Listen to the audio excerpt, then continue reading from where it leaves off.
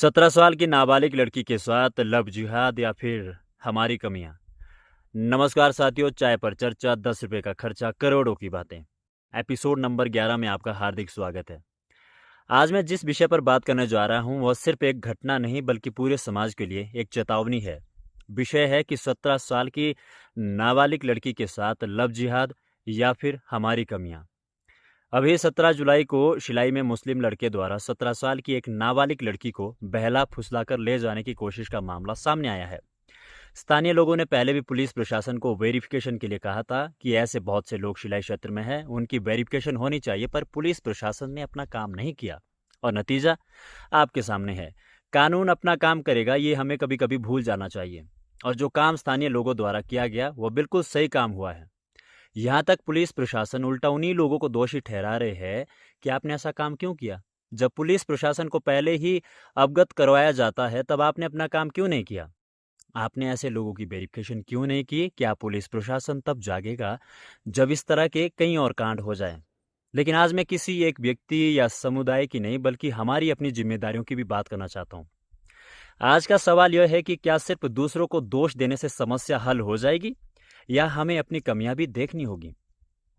दोस्तों, मैं हर एपिसोड में एक बात जरूर दोहराता हूं, अपने बच्चों पर सबसे पहले जिम्मेदारियां माता पिता की होती है। आज मोबाइल किसके हाथ में है, बच्चा किससे बात करता है, किसके साथ उठता बैठता है, कौन उसे बहला रहा है, अगर हमें ही पता नहीं होगा तो फिर जिम्मेदार कौन होगा। हम पहाड़ के लोग बहुत सीधे साधे हैं, जल्दी भरोसा कर लेते हैं। अगर कोई भी व्यक्ति बाहर से आकर हमारे शहर, कस्बे, गांव या घर में काम करता है तो उसका पुलिस सत्यापन होना चाहिए। यह किसी धर्म के खिलाफ नहीं है बल्कि हर परिवार की सुरक्षा के लिए जरूरी है। लेकिन अब मैं आपसे एक और बड़ा सवाल पूछता हूँ, क्या सिर्फ बाहर से आने वाले लोग ही जिम्मेदार है। जरा अपने गांव की तरफ देखिए, बाल काटने वाला नाई कहाँ है, लकड़ी का कारीगर कहाँ है, प्लम्बर, बिजली मिस्त्री, राजमिस्त्री, मजदूर सब कहाँ है। हमारे अपने नौजवान शिमला, जुब्बल, रामपुर, किन्नौर, नाहन और पांवटा साहिब या किसी अन्य राज्य में काम कर रहे हैं और हमारे गांव में वही काम करने के लिए दूसरे राज्यों के लोग आ रहे हैं। मैं आपको एक सच्ची घटना बताता हूँ। मेरे 2-3 परिचित पहले अपने शिलाई क्षेत्र में अलग अलग जगहों पर बाल काटने का काम करते थे। शिलाई क्षेत्र मतलब बहुत बड़ा क्षेत्र है, अलग अलग जगहों पर काम करते थे। महीने के 30-35 हज़ार रुपये आराम से कमा लेते थे। कुछ समय बाद शिमला मिले तो शिमला में 12-15 हज़ार रुपये की नौकरी कर रहे थे। मैंने पूछा, इतना अच्छा काम छोड़ क्यों दिया। उन्होंने जो जवाब दिया उसने मुझे सोचने पर मजबूर कर दिया। कहने लगे कि जिस लड़की से शादी की बात चल रही थी उसके घर वालों ने कह दिया कि लड़का नाई का काम करता है, इसलिए शादी नहीं होगी। एक दो मामले ऐसे और भी है। जो यहाँ मिस्त्री या दिहाड़ी मजदूरी करते थे वो भी बाहर मिस्त्री या दिहाड़ी मजदूरी करने चले गए।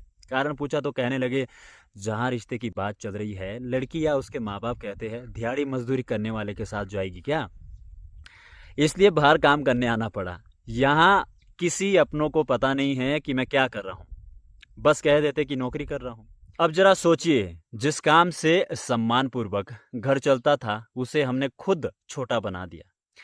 मैं अपने खेतों में खुद काम नहीं करूंगा, मुझे शर्म आएगी, तो फिर काम कौन करेगा। और जमीन भी बंजर ना हो, या तो मुझे बाहर से किसी आदमी को दिहाड़ी मजदूरी पर रखना पड़ेगा या फिर मेरी जमीन बंजर हो जाएगी। अगर मुझे शर्म आए कि मैं तो लोगों को बता नहीं सकता कि मैं तो खेतों में काम करता हूँ, और लड़की इस बात को लेकर बात ना करे, शादी ना करे कि मैं तो जमींदारा करता हूँ, तो लड़के की सोच नहीं, लड़की की सोच में खोट है। आज हम काम से नहीं लोगों की सोच से हार रहे हैं। याद रखिए, कोई काम छोटा नहीं होता, छोटी होती है हमारी सोच।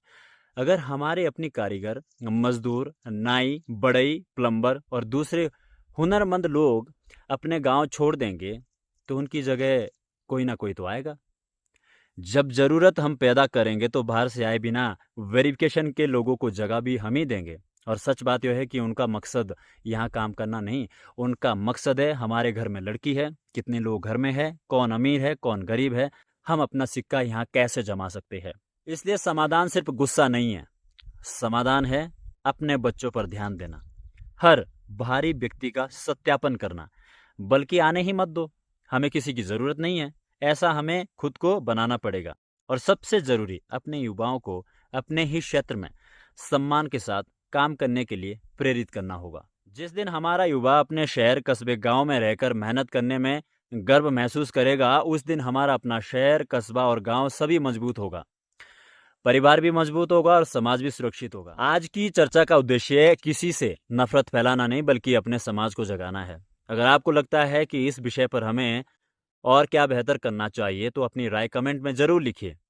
मिलते हैं अगले एपिसोड में एक नए विषय के साथ। तब तक आप यूं ही हंसते रहिए, मुस्कुराते रहिए, मस्त रहिए, बिंदास रहिए। नमस्कार। जय श्री राम।